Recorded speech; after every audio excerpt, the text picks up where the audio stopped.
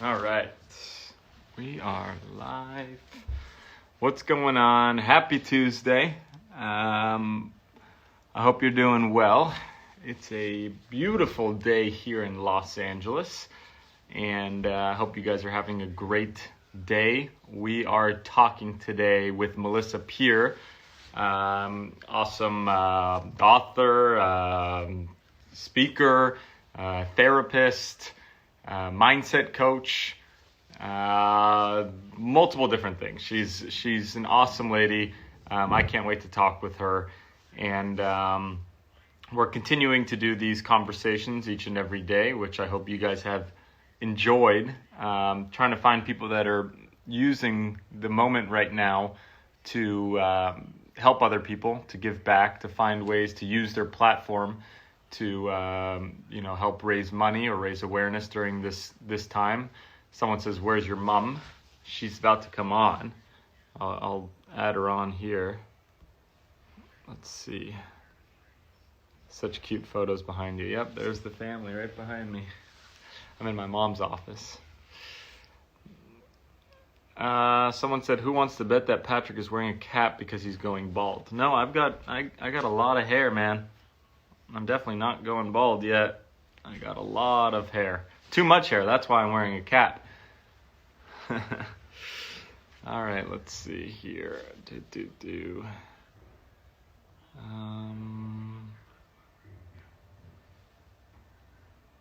What's going on here? Mom in, and then we'll get going.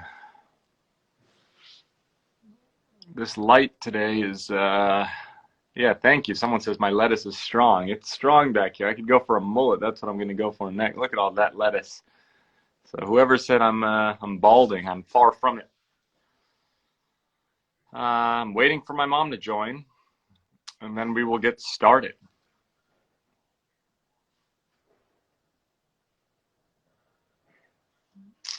I don't know what's going on with her. Anyways, gee, you really do look like Drew Van Acker. You know, so many people say that. So many people say that. All right, I'm canceling for Maria. She's not on here.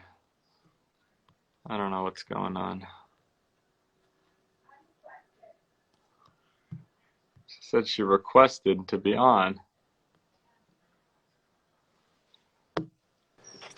Hi, There you Patrick. are. Oh my God. Okay. I'm super excited that we're having Marisa Peer on today. Her work is extraordinary. It's life-changing. I interviewed her for a podcast a couple years ago, and her whole I Am Enough movement is changing people's lives. So I'm a big fan of Marisa, and so grateful that she has to stay at home because she travels all the time, and we never would have gotten her otherwise. I know, lucky us, but I'm excited to talk with her too. I remember the first time I met her when she was working with you, and I'm excited to see how she's helping people cope with this time, with anxiety, with feeling like they're still, working and being motivated and finding themselves successful during this. So I'll see you in a second. Come on in and we'll talk with her because I know it's 2:05. Bye. All right, so now we're going to add Marisa Peer. Marisa.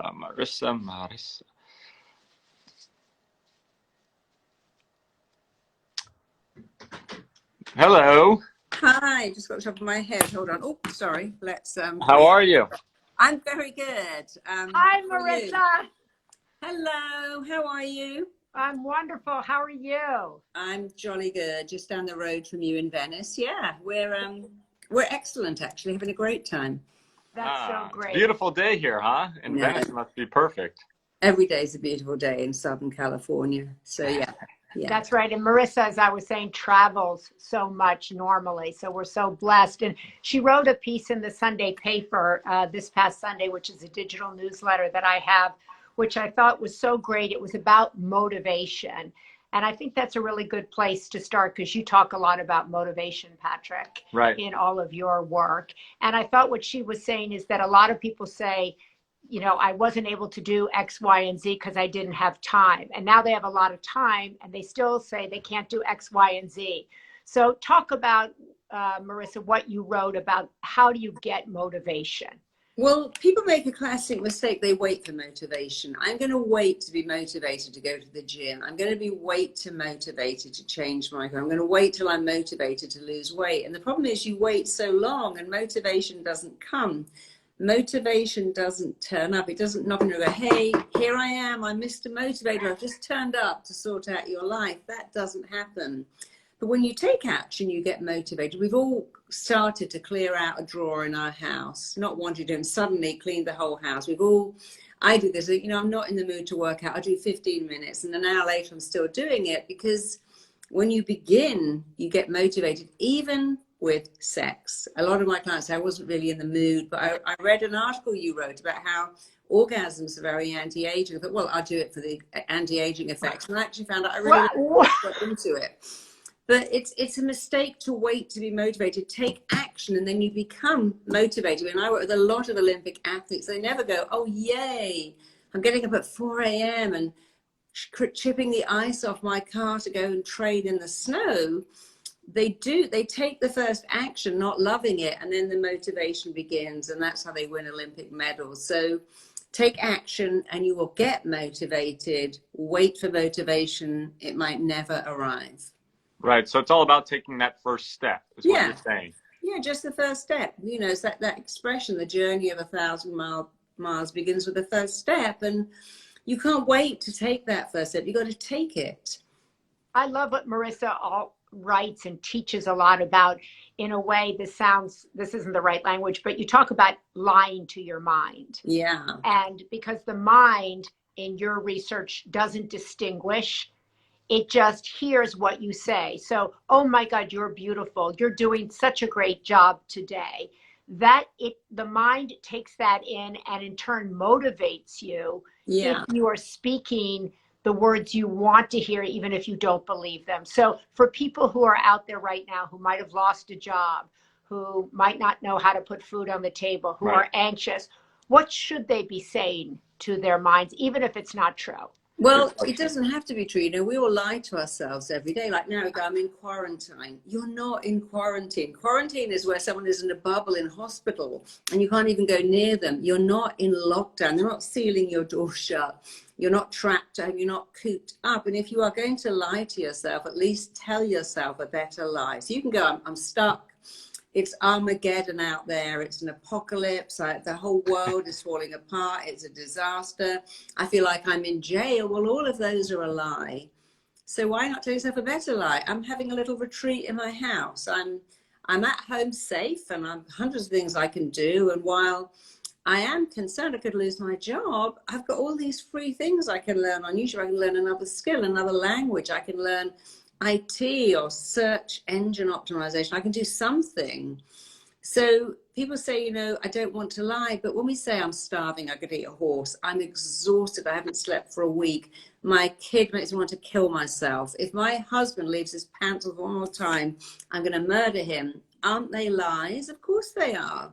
So tell yourself a better one. I have phenomenal coping skills. Whatever's going on in the world, I'm doing great. I've still got me, my sanity. I've got food on there. I live in a free country. Keep looking for what's good. People react really badly to loss. 3 times more than they react to gain, we react to loss. So when you say, I've lost my freedom, I've lost my mojo, I might be losing my job, I'm losing my mind, I'm so bored, I'm just eating cake and watching TV all day. You have to change that to, again, we don't like loss, we like gain. I'm at home and I can learn some stuff. I'm hanging out with my kids. I've got more time to do all these things I wanted to do. Human beings react very badly to loss. They react very badly to certainty being taken away, which is exactly what happened in 9/11. We were told the world will never be the same again. But actually it kind of is. We were told that with the Spanish flu, with the AIDS epidemic. Oh, the world has changed. It'll never go back. But it always goes back. Life will go back. And one day you'll look back and you'll tell your kids and you'll go, well, what did you learn? I mean, in the plague in the 16th century, now I'm going to forget the person's name. Anyway, he developed a theory of relativity while he was trapped, sealed in his house because of the plague, and it wasn't Einstein, but it will come back to me. But one day you're going to look back and say, wow, I had 2 months in the house, I had all this time, I always have got no time, I need more time, if only I had time. Now you've got time. What have you done with your time? People say, I can't work out. Well, you only need the space of a bath towel to work out at home. So are you telling people to kind of just manipulate their thoughts into thinking optimistically about everything instead of, or even if they are lying in that optimistic way versus just always focusing on the negative, or what? Well, here's a choice. Your body has no choice but to react to the words you use. When you say I'm trapped, this is killing me, this is hell, I'm dying under this lockdown, your body cannot do anything except react to those words because it doesn't have a choice. Right. But you do have a choice. You can choose to use better words. It's not a lockdown. It's being safe at home. It's not forever. One day it will pass, and you got to focus on having great coping skills. And what affects your reality is not what's going on. If this situation affected us, we'd all be having the same reaction. We'd all love it or hate it. Some people are loving it. I don't even want to go back to work, and I'm finding this really good. And other people absolutely hate it. If one person hates it, one person loves it, what does that mean? It means that your perception of what's going on is what affects you.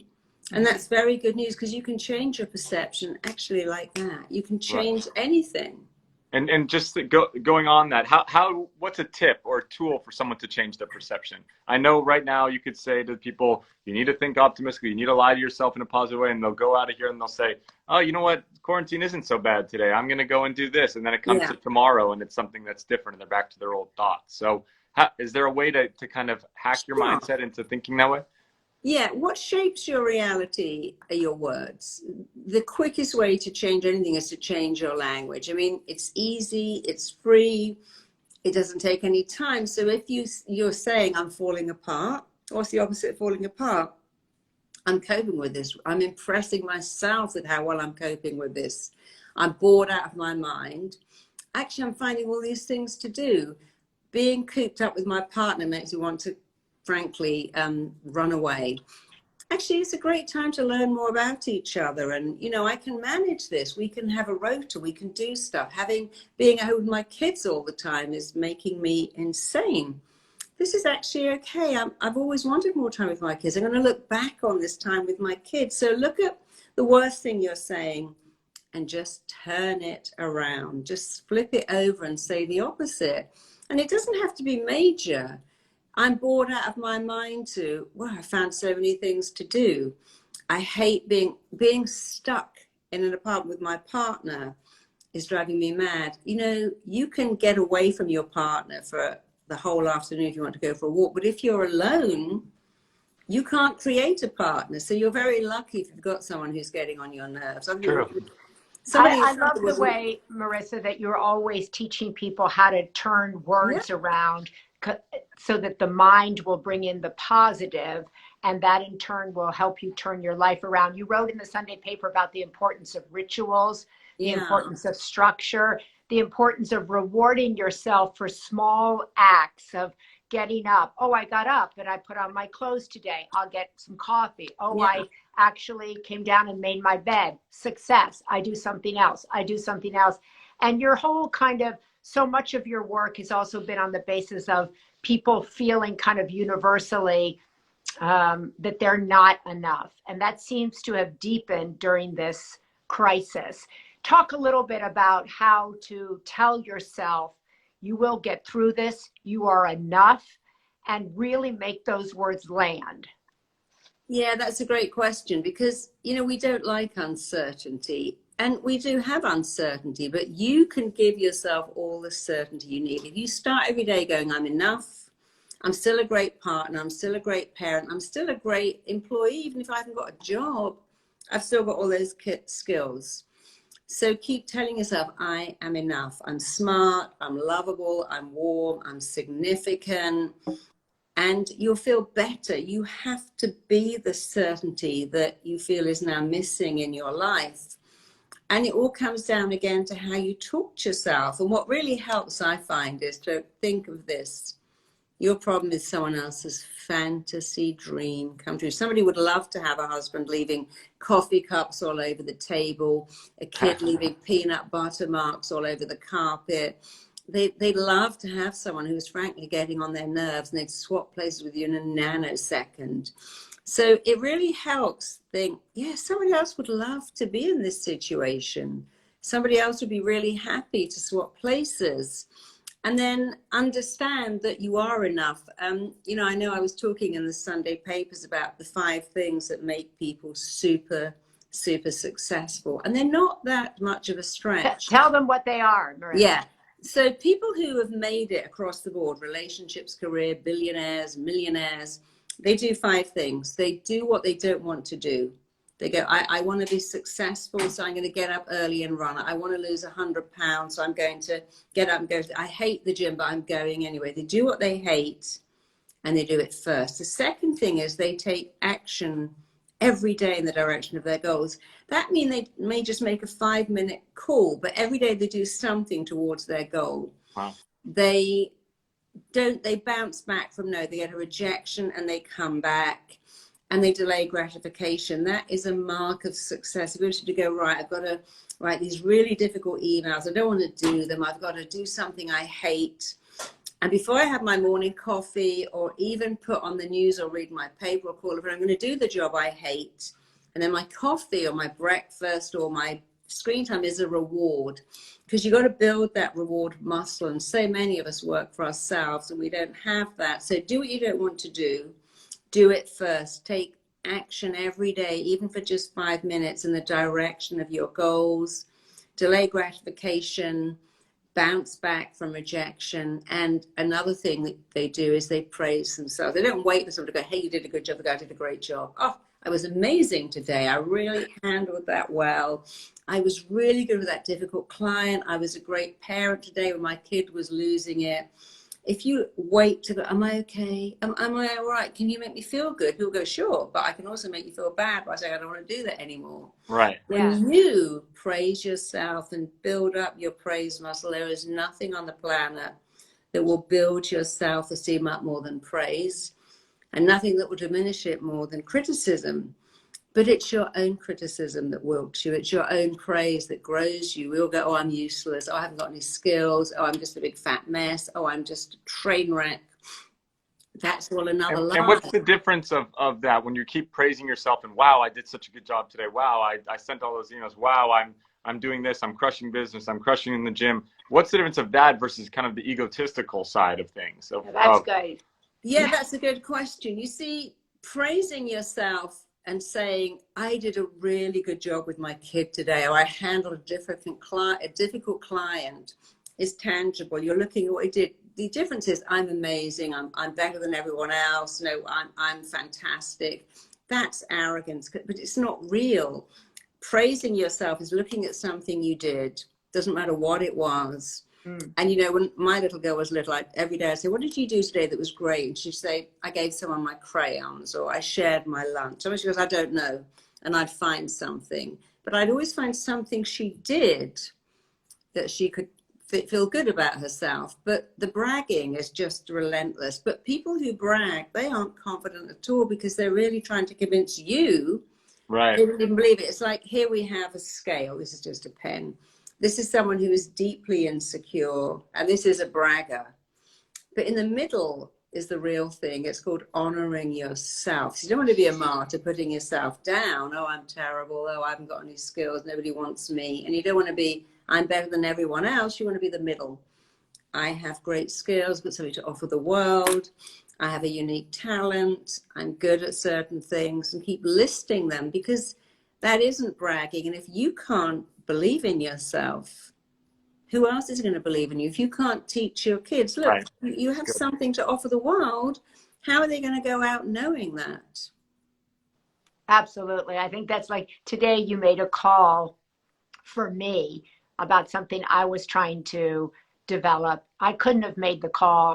It wasn't really my strength, and he did it for me, because he's very good having that initial call, breaking through. That actually encourages me, but it's something he does really well. Yeah, but you did And, something very clever then. You said it's not my strength. So in saying that, you recognize you have strengths. yeah, Not I one. You do. didn't say I'm useless at calls. I just fall apart. I can't. I'm hopeless at everything. You said that's not my strength. I have Right. it as the strength. That's not one of them. And I And think that's a good thing. that is a good thing. And there's a big difference with that arrogance and egotistical side versus proving and showing yourself what you're capable of and what your strengths are. What is your X factor? As Tony Robbins always says, that he likes for you to really write that down and know and learn. What is that X factor? What do you have that's unique about you that you can bring to the table or offer to your employer or anything like that, which is interesting. I think what's unique about Marisa, there's so much that's unique about Marisa, the way she talks, the way she looks at the world. And I was kind of having a tough morning this morning, and I reread the piece that you wrote, and I immediately felt better about myself because she gave me a path forward. She gave me ways to say, oh, I did this morning. That's good. And it instantly turned around my perception of myself, my perception of the day. So our minds, regardless of whether we've just lost our job or we don't know the future, we have to build, as you said, the mindset that will carry us through.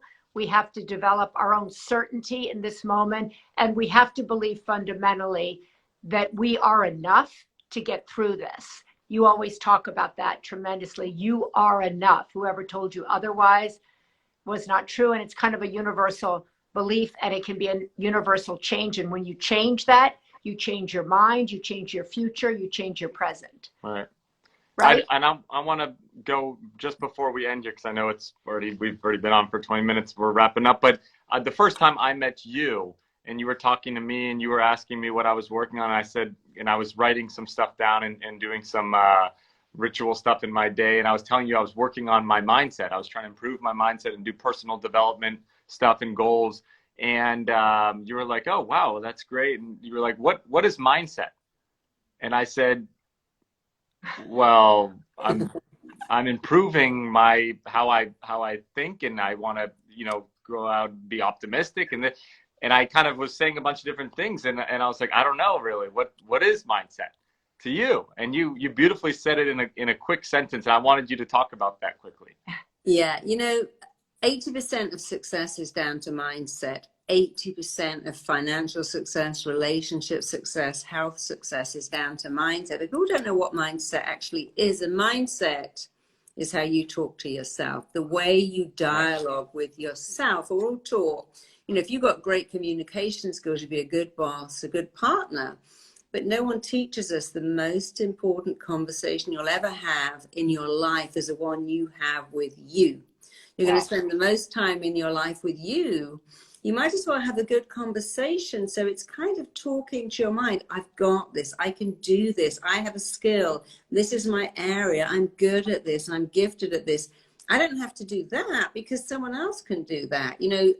Recently I was giving a talk and he said, could you make my kid be good at everything? I said, are you good at everything? He said, no. I said, well, why would you make your kid be good at everything?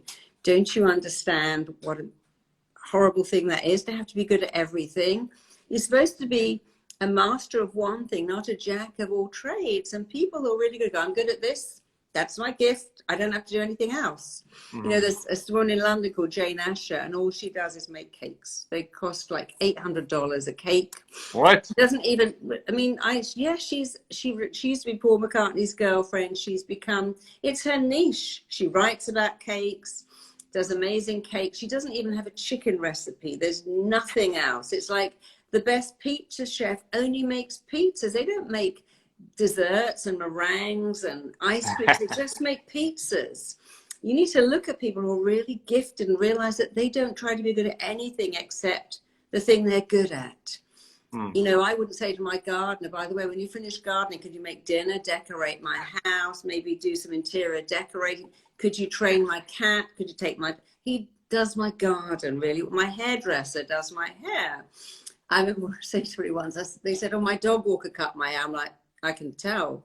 Why would you let your dog walker cut your hair? You are a really successful businessman, and you let the person that walks your dog cut your hair. I mean, it's a dog groomer. Yeah, but I think that's That's such a gift that Marisa has. And she has these online courses that you can take if you're interested.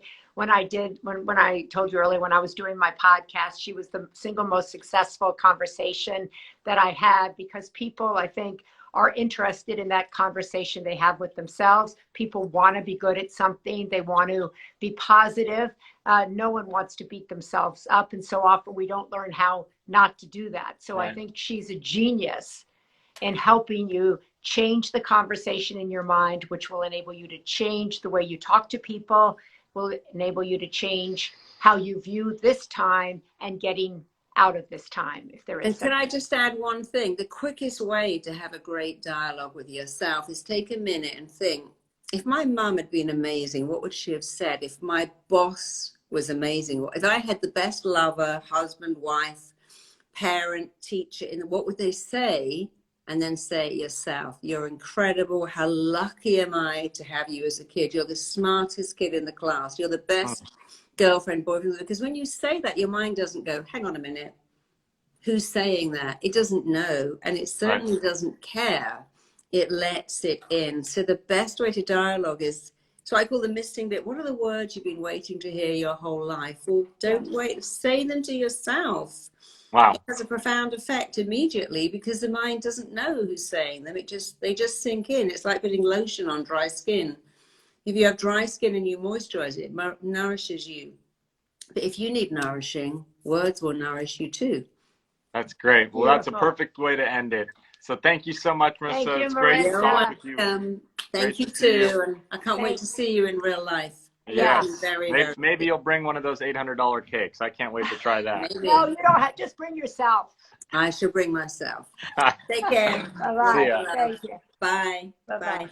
My Jeez. God, that makes me want that cake now. No, that makes me want that dialogue. I know. The That's true. dialogue. Yeah. Yeah. But I love how she says that the mindset, how Yeah. she so simply and beautifully answers what that is, just the dialogue that you're having with yourself, the dialogue that you're having with your mind. Yeah. And it's such a easy, simple way to understand it, but at the same time, it's extremely difficult to And have it's that. really hard because I don't think we're taught that growing up. I'm constantly having a dialogue with, like, oh my God, you should have done that better. Oh my God, why is that like that? Right, the And negative side of things the versus negative. the other side of praising yourself or saying what she said. But I thought what she said is like praise for small acts. Like, wow, I got up early today. I went on a bike ride. Oh, I made that Right. call. Wow, that was good. Or saying to yourself what you're always wishing someone else had said to you. Yeah. Or you're hoping to get. I'm proud of you. I love you. You're such a great boyfriend. You're such a great girlfriend. You're a great mom. You're a great dad. You're a great son, etc., etc. You're a great mom. Thank you. You're a great son. There you go. I was waiting So for I that hope one. that you have that dialogue with yourself. If you happen to be solo, have it with yourself. If you have a partner there or kids there and you're in a family, try looking at it the way she said today. Try turning it upside down. Even if you don't believe it, try to do it and see how it makes you feel. Just allow yourself to feel that and work with your own mindset about this moment in time in your life and see how it works for you. Just try it one day at a time, like they do in AA. One day at a time. You did well today, Maria. You did great today, Patrick. Thank you very much. You out there, let's see. Debbie Girl, is that Debbie Girl?